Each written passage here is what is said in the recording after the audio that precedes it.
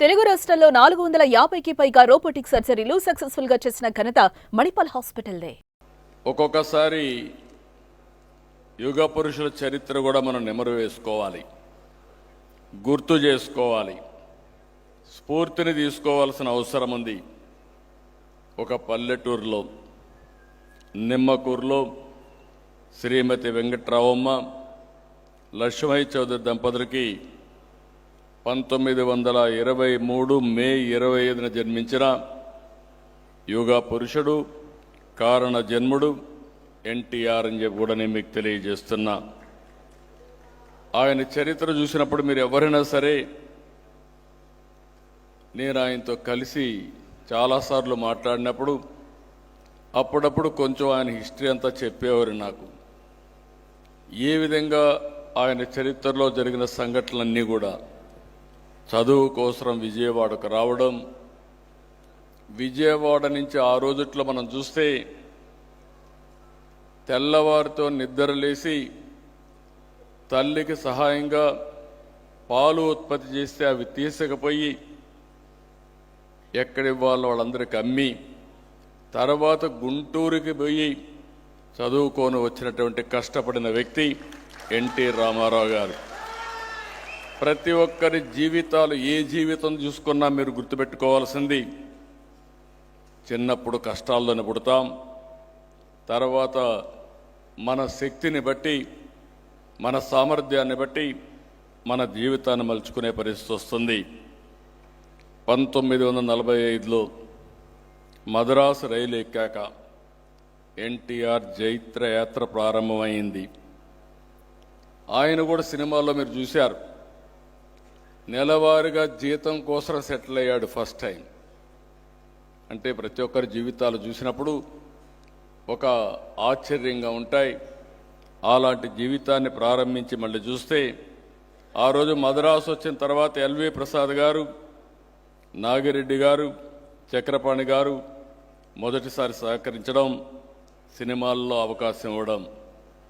ఆ తర్వాత మనం ఒక్కసారి చూస్తే సాంఘిక, పౌరాణిక, జానపద, చారిత్రక పాత్రలో నటించి ప్రాణం పోశారు. 300 సినిమాల్లో నటించారు. ఏడాదికి 10-15 సినిమాలు. ఇప్పుడు ఒక సినిమా 3 ఏళ్ళు పడతా ఉంది, కానీ ఎన్టీ రామారావు గారు మాత్రం సంవత్సరానికి 10 నుంచి 15 సినిమాలు నటించే పరిస్థితికి వచ్చారు.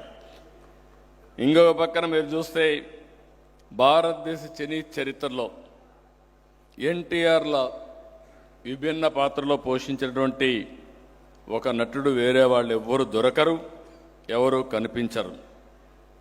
ఏ పాత్ర పోషించిన ఆయన్ని మీరు చూస్తే ఆ పాత్రలో జీవించాడు.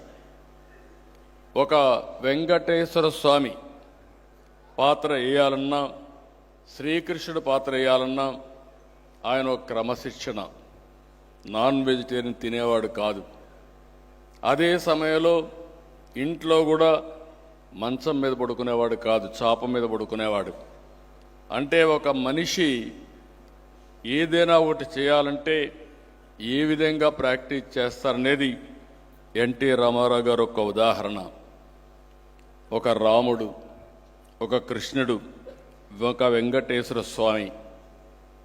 ఒకప్పుడు మీరు చూస్తే ఇళ్లలో పూజ చేయాలంటే, ఇప్పుడు కూడా మీరు చూశారు, ఆయన ఏదైతే బ్యూటిఫుల్గా మన వాళ్ళు క్యాలెండర్ తీసుకొచ్చారు, అది తీసుకుంటే ఒక పవిత్రమైన భారం.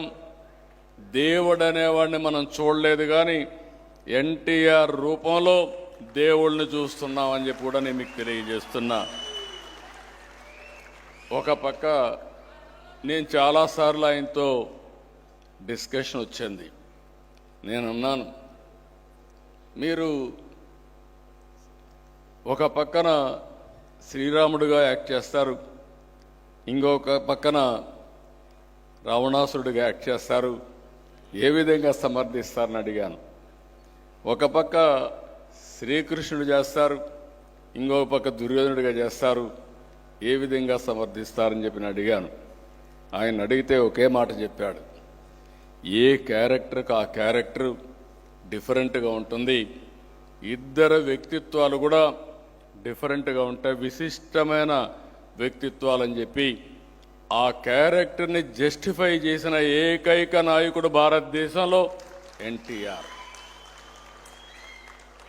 ఆయన వాళ్ళ క్యారెక్టర్లో ఉండే పాజిటివ్ గుణాలను నచ్చి ఆ క్యారెక్టర్లో రాణించాడు తప్ప ఇంకోటి కాదని చెప్పి కూడా నేను మీకు తెలియజేస్తున్నా. ఇది కాకుండా లవకుశ సినిమా నేను చిన్నప్పుడు విన్నాను, చూశాను.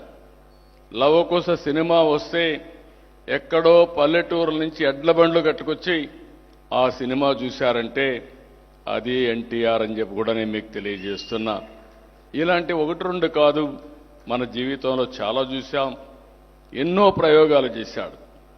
పోతులూరి వీరబ్రహ్మం గారి చరిత్ర, ఆ చరిత్రలో ఆయన చూపించిన సంఘటనలు మనం చూస్తే కలియుగంలో ఏమేం జరుగుతుందో అవన్నీ చూపించి ఒక రీసెర్చ్ చేసి ముందుకు పోయిన వ్యక్తి. శ్రీనాథ కవి సార్వభౌమ కూడా ఇలాంటి సినిమాలని ఒక రీసెర్చ్ చేశాడు. ఆ రీసెర్చ్ చేసి అలాంటి పాత్రలు తీసుకొచ్చాడు. తోడు దొంగలు సినిమాకు రాష్ట్రపతి అవార్డు కూడా వచ్చే పరిస్థితి వచ్చింది. సినిమాల్లో హీరోగా చేసినట్టే రాజకీయాల్లోనూ నిజమైన హీరో ఎన్టీఆర్ అని చెప్పి కూడా నేను మీకు తెలియజేస్తున్నా. ఈరోజు మీరు చూసినప్పుడు నేను ఆయనతో కలిసిన తర్వాత నా మ్యారేజ్ కావడం, ఆ తర్వాత మాకు చర్చ రావడం, ఆ చర్చ వచ్చినప్పుడు ఆయన ఒకటే చెప్పారు, 60 సంవత్సరాల వరకు నేను కుటుంబం కోసం బతికాను. ప్రజలు నన్ను ఆదరించారు. తిరిగి నా శేష జీవితం ఈ ప్రజలు తెలుగు జాతికి అంకితం చేయాలని అంకితం చేసిన వ్యక్తి ఎన్టీ రామారావు గారు. అదే ఆయన రాజకీయ ప్రవేశం.